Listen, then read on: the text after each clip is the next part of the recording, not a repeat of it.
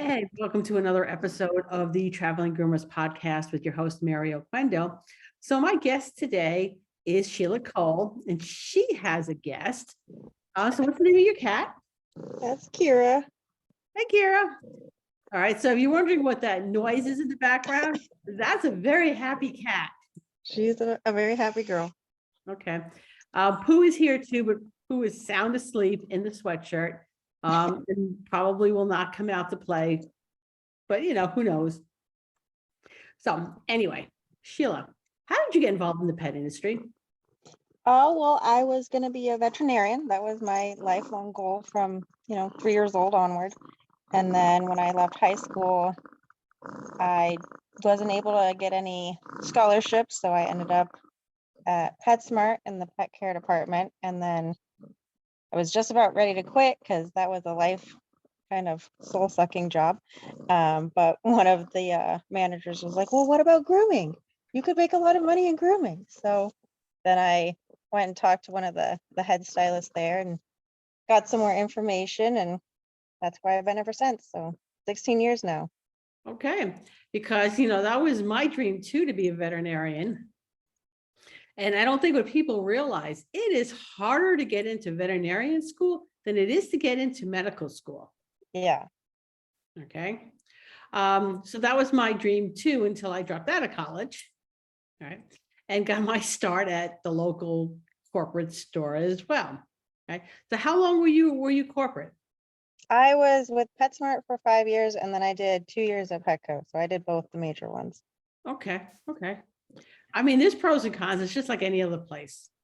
All right. So I'm not going to ask you which one you liked better because it's neither here nor there. All Yeah, right. I mean, there's good and bad at every job I've ever had. So I try to build on the good and use the bad to, prevent further incidences of concerns. All right. So you have your own shop. So what's it called? It's the Wizard of Paws Pet Salon in Sammamish, Washington. Okay. I did a pet first aid class at her shop, by the way. Yes. All right. It was So a pleasure to have you. Thank you. It was a pleasure for me being there. So you decided you opened up your own shop. What were some of the factors or the things leading up to you deciding to open up your own place?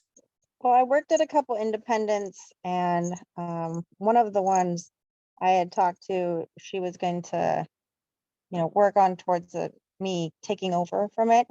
And then, I worked there for a couple years and realized that we had a lot more differences of opinions on things. She was a non-groomer owner, and, some of the things that, pay structure and, sanitation were really important to me.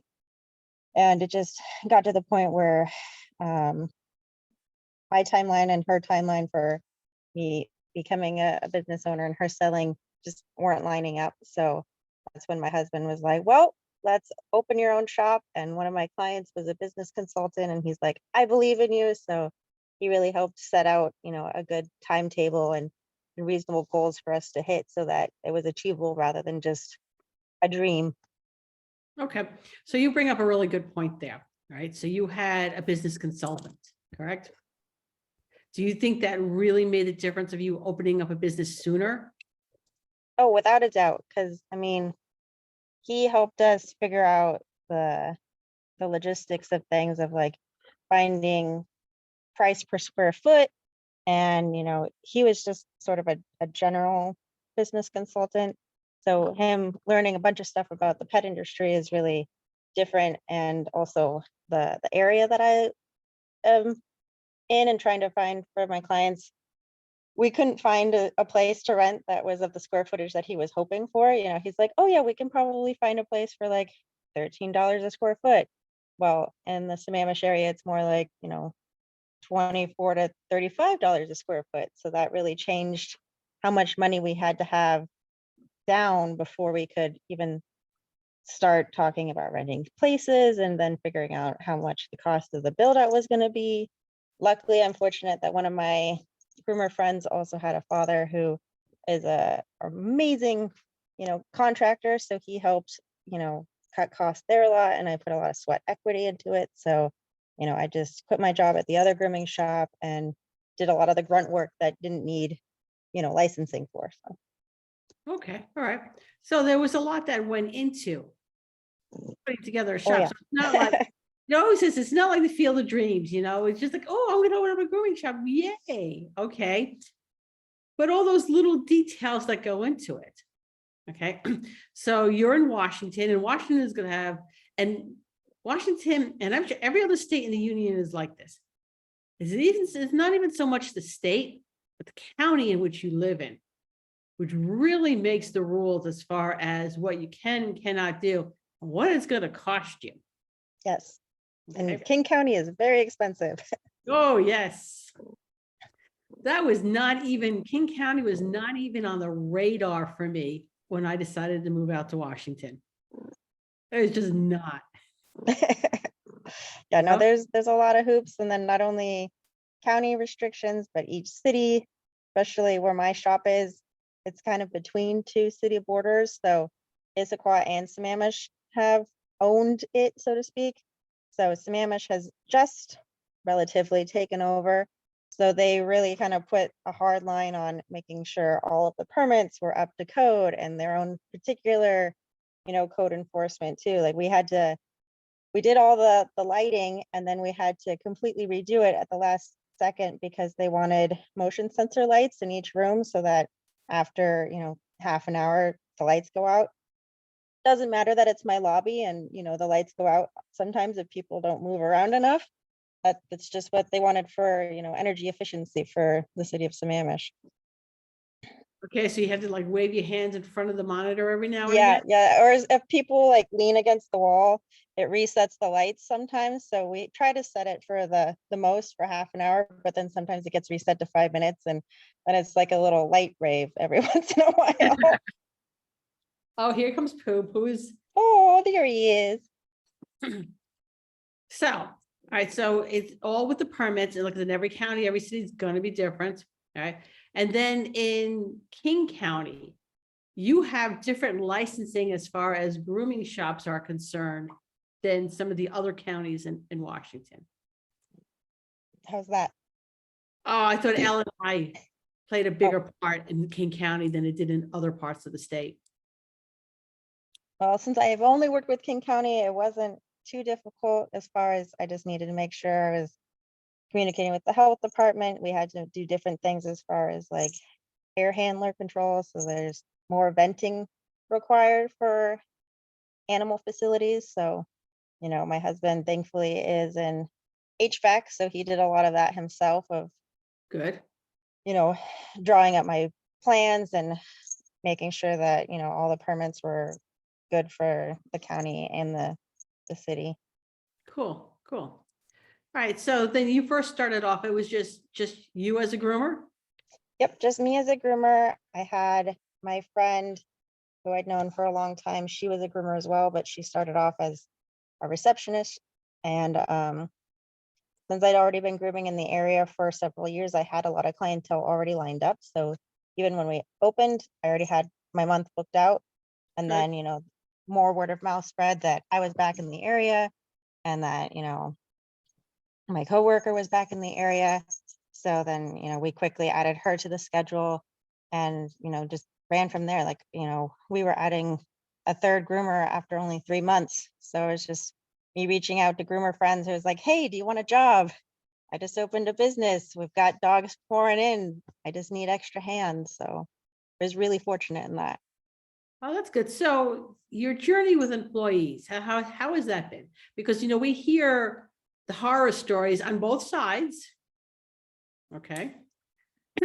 So how has it been for you as far as employees are concerned? I mean, it's definitely a mixed bag. Like I've had some really amazing, talented groomers on my staff that just didn't mesh very well personality wise.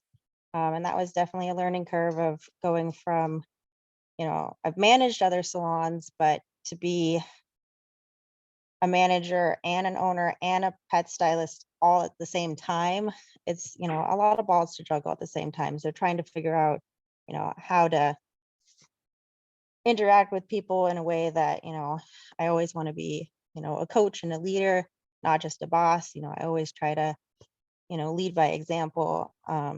So then they're just trying to find the people that mesh. Like right now, I have a phenomenal crew. I have about 14 employees, part-time and full-time. We have a self-wash, so I've got a couple of shop assistants that take care of the self-wash and also help with the cleaning. And then I've got about 6 groomers on staff, again, mostly full-time, but a couple part-timers. Okay, cool. And I'm going to give you kudos for having me come out to teach pet first aid. I mean, it is just one of those skills we're pet professionals we all need to do. All right. But you might be surprised, well, you might not be surprised at the number of shops who really don't think it's all that important. So kudos for you for getting me out there. Well, again, it was a pleasure to have you, and everybody really liked your class, and it was, a really fun thing. And this year we're like, what sort of classes can we take together as a group? I mean, there's the Tacoma Expo that we're already planning on going to, but we're looking at talking to a dog trainer to have her do like a doggy behavior sort of handling class for the whole staff too. That would be a really great. Are you going to get somebody locally to do that? Yeah, I'm talking to a dog trainer who is local to Maple Valley, so we're Oh. just trying to figure out the logistics of that. But I've got a lot of people who are long-term dog groomers and also just front end staff that just love dogs. So just want to make sure that they've got the skills and tools at their disposal so that they can interact with our clients, safely and effectively, and also have a good time every day. That's good because, behavior and handling is so important. I will tell you, every single bite I've ever received over my career, I wasn't paying attention. Yeah. So, yeah, it's behavior and handling skills are really, really important. Yeah. One of my worst bites was from a kitten because I'm like, oh, it's a kitten. I don't need to worry too much about it. And I let my guard down and Yep. turned the water on, and she just nailed me right through my thumbnail. Yeah. I think the worst bites I got was 2 stitches in the palm of my hand. And that because I moved an arthritic pet into pain. But really, basically, the nastiest bite was from a Maltese. Oh, it's always the little ones. Who would have thought such a little dog can inflict so much pain and damage? I still have like the tooth mark in my finger over here. I believe it. Okay. I mean, it serves as a reminder, that we work with live animals. All right. So you were going to the Tacoma show, Yes. correct? And I'm really glad we have a local show like that. It's something within travel time. I mean, I'll stay in the area, but it's drivable and it's a nice hotel. Yeah, no, this will be the first year my girls and I are gonna share a room there, so we don't have to do the drive. But usually we make the drive, and it's worth it. But after the 4 days, you need another weekend off to recover. Well, that's a really good point. All right. Trade shows are high energy to start off with. There's a lot of stuff going around. You see people you haven't seen in a while. So maybe you're staying up later, whatever. Okay. It's high energy and it's exhausting. Right. One of the early lessons I learned was to take the day off after I came back. But coming back from the trade show and then boom, going to work. Yeah, no, it's hard. That Monday, you're Oh. always like, oh my God, why did I do this every year? I know, you're like at some point, you know what? Who's in charge of scheduling? Oh yeah, that would be me. Right. So let's not do that anymore. All right. So taking a day or two off before you go back and doing, I don't know, 100-pound dogs or a lot of dogs in a day, it's going to be really rough on your body to do that. All right. So when you go to a trade show, why do you go to a trade show?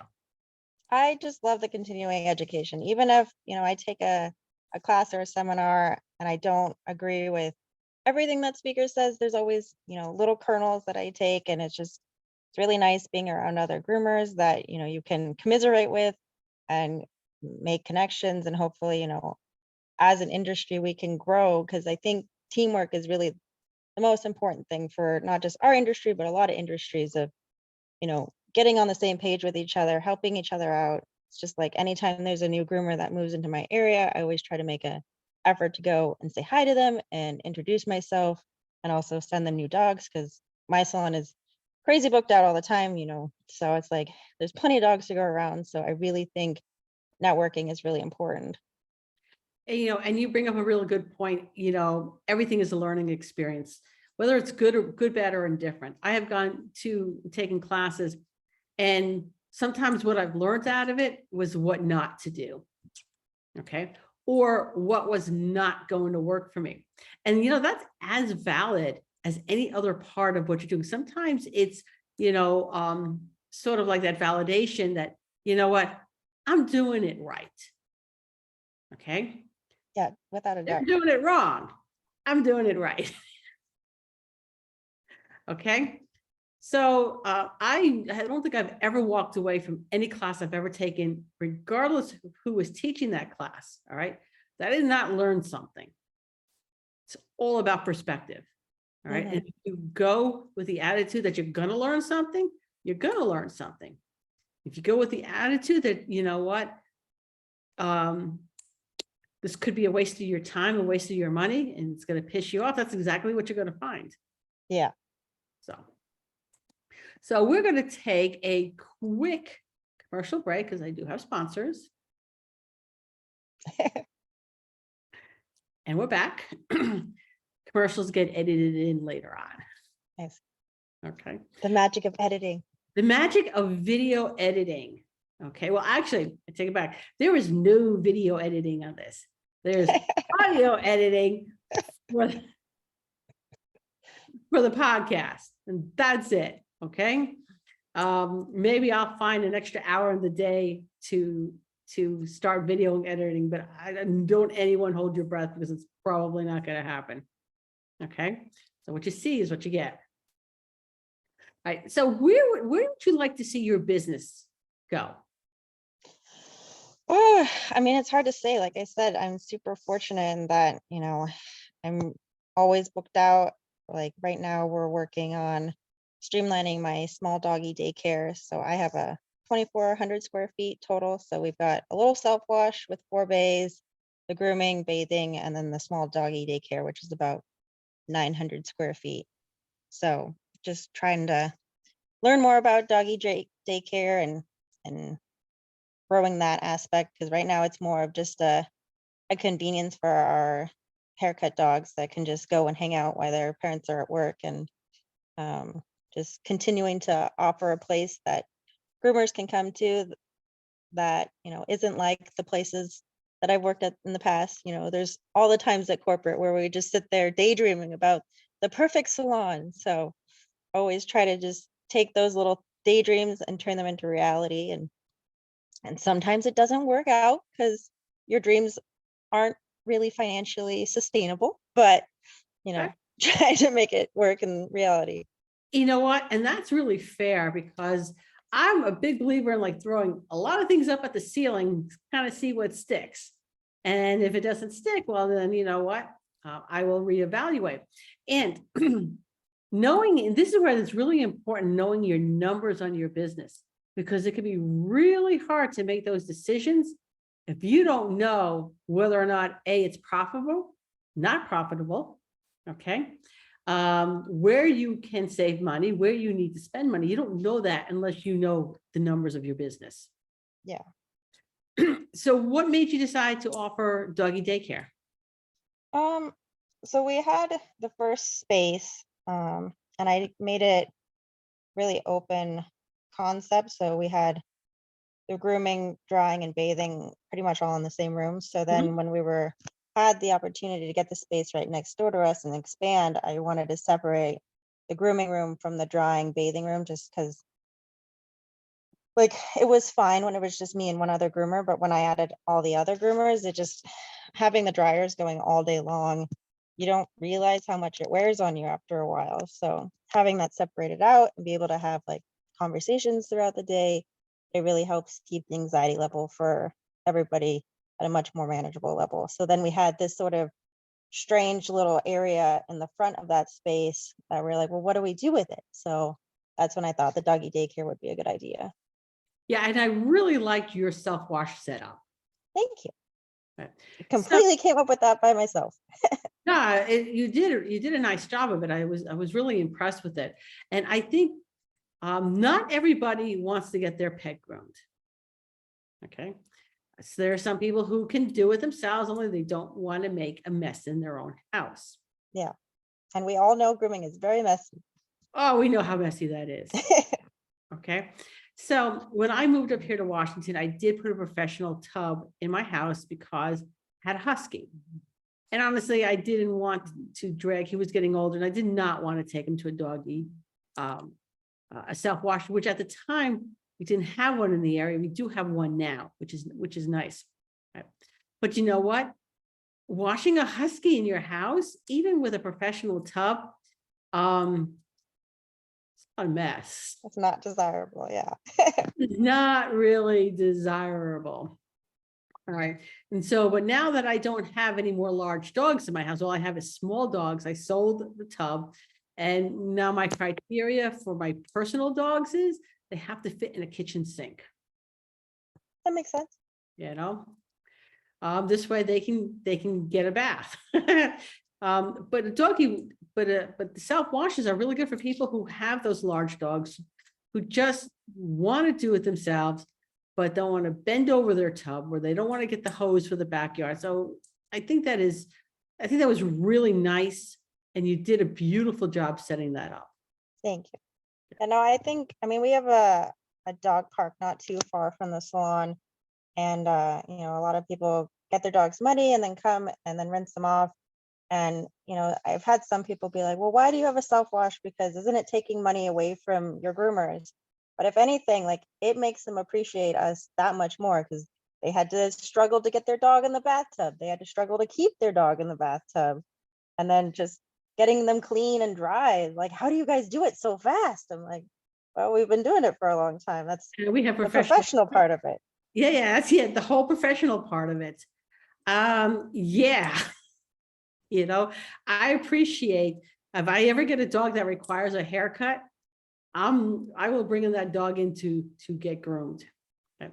And, you know, as a mobile groomer, there were so many dogs that ended up on my schedule that had never been groomed in their life, because they were the larger dogs, a lot of labs, a lot of shepherds, a lot of goldens, who had not ever been professionally groomed in their life, because the owners did not want to put them in a car, take them someplace, come back and get them. They didn't want to do that. But here I was coming to their house.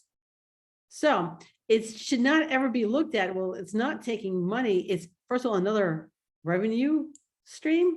Mhm. Sometimes those people become really good grooming clients, because you know what, even though you're making it easier for them, it's still not easy.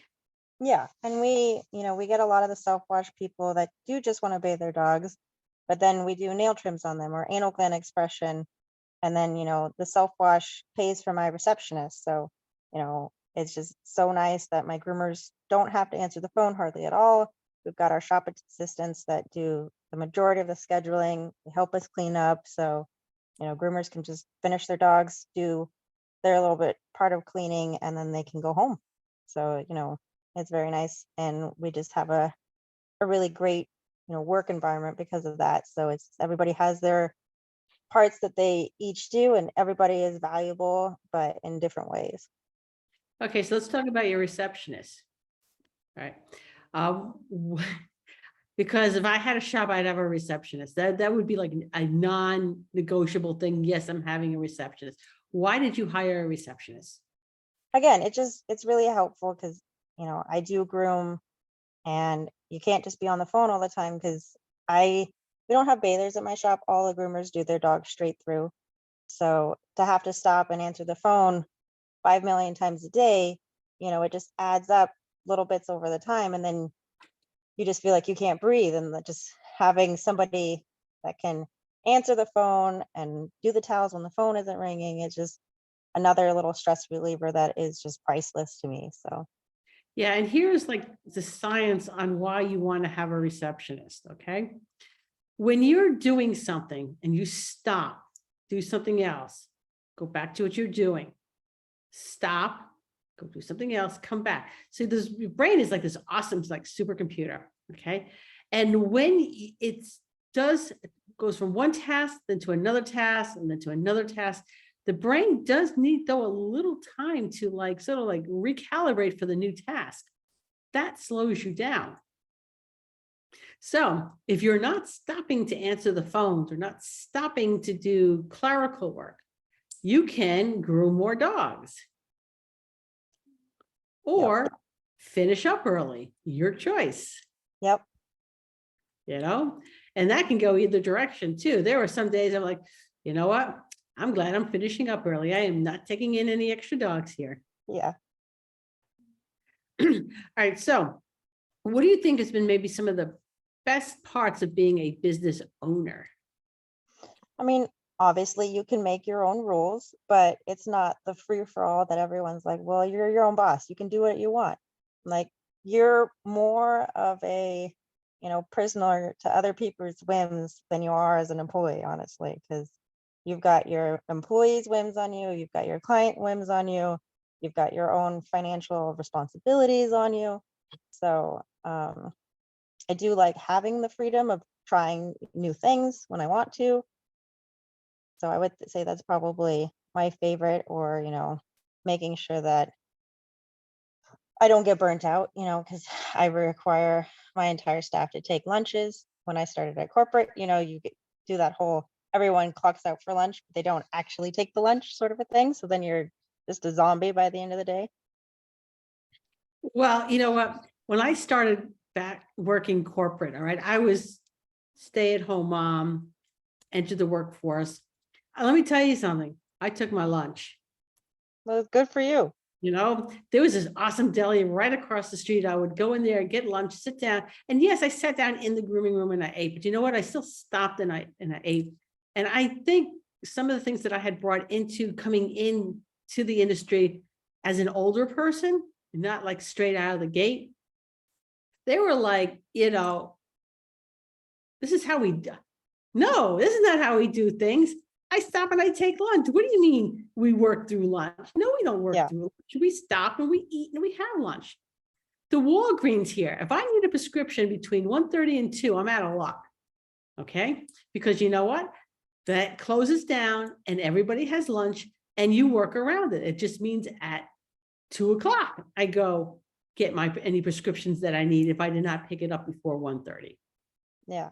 Yeah, no, I was 19 when I started in the salon. So it was the way things were done. You'd send one person up, clock everybody out, and then we'd still work. So yeah, it was definitely a grooming sweatshop, and I wanted to avoid that from my own salon. yeah. While management, okay, again, back when I worked corporate, okay, management was like really careful to make sure that all the other departments clocked out, sat down, ate, and whatever. They never extended that courtesy to the grooming shop. All right. It's only because I insisted on it that it actually happened. Okay.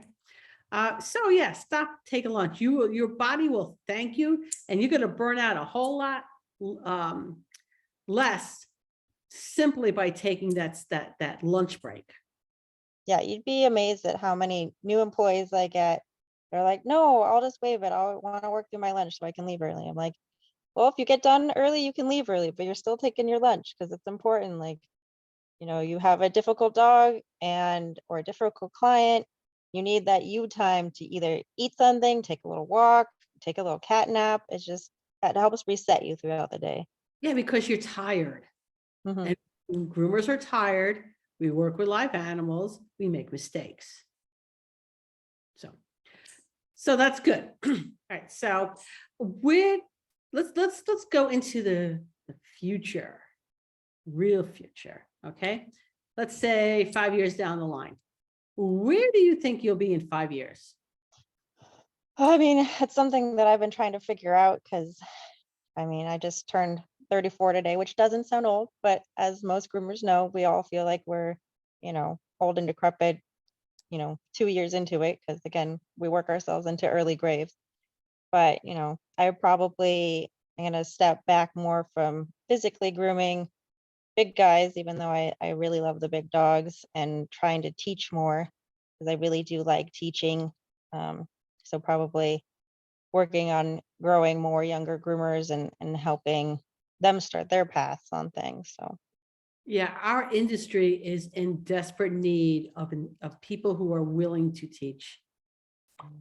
There's not enough schools, and there's no, we need grooming colleges, if anything, because I mean, we've got one in Washington State, but not enough students to go into it. I think a lot of people don't even consider grooming as a possibility. A few years ago, I was fortunate enough to go out to a local high school and do a little like grooming tutorial of like, what are groomers? What can we do? Because trades are important just as much as four-year colleges are. And yep. not everybody has, either the personality or the mindset to go to college and be successful. And, think there's starting to get less shame for that because it seemed like, at least in my own personal family, people were like, you need to go to college and get a real job. But I'm like, grooming is a real job. I really enjoy what I do. And it's something that, my husband and I have been able to do so much because of grooming and his own job too, but it's been very successful. Yeah, I have not yet seen, maybe there is one out there. I've not seen like a high school, a trade high school that included grooming. The closest that I ever saw was in New York. The BOCES had animal sciences.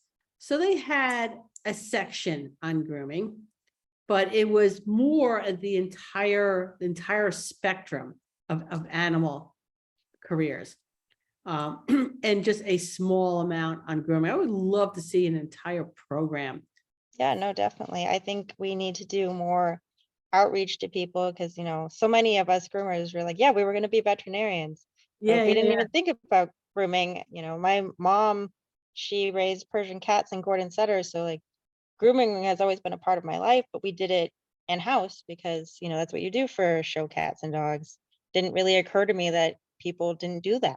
yeah, So when, working at PetSmart and they're like, why don't you go into the grooming salon? I'm like, oh, right. Yeah, grooming's a thing. yeah. No, I agree. I had no idea that this could have been a career option for me. For a lot of us going into like the animal fields, unless we're like born into it or we fell into it by accident, grooming was not an option. Who heard? No. I mean, I would go to that Petco every week for dog food for the longest time.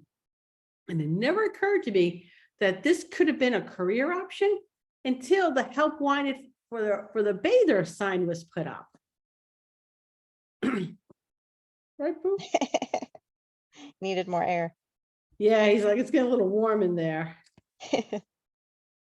Oh, yeah, we know, but the AC is not going on. It's okay. We're in Washington, and it's been really nice weather Yeah, here. it's been a warm winter these last, 2 weeks after the ice storm. Yeah, after the ice storm we had, it was cold. I had to actually get out my winter coat. I'm glad I moved it across the country with me because I was like, I need a coat like this out in Washington. And, there for like 2 days I did. hmm So yeah, it's been sweatshirt weather again, right? Okay. All right. So, and then let's go for do you see like retirement in your future? Yeah, definitely. All right. So what does retirement look for you? What do you think? I mean, again, I'm fortunate that my husband also has his own career and path. So between our two incomes, we have a really comfortable life. So, we hope to be able to retire at an age that we're young enough to still do things. We have family members that are just about to move to Ireland. So it would be nice to see them more. And he has another sister that lives in England. So, travel is definitely on the table. Yeah, you know what? I need some of my family members to move outside the United States. Come on, hop to it. Just saying. Right, Pooh?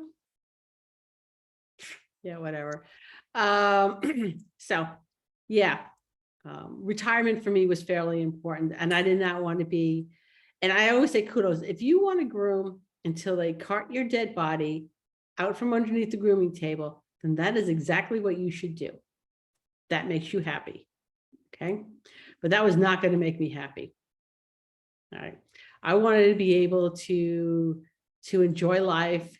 I'm already thinking about the next thing I'm going to be doing once I'm fully retired from the pet industry. Keep those brain cells going. Right? Okay. All right. So do you have like an age that you're thinking about this? Not really. It's just more of like feeling how things are and just trying to keep a pulse on it.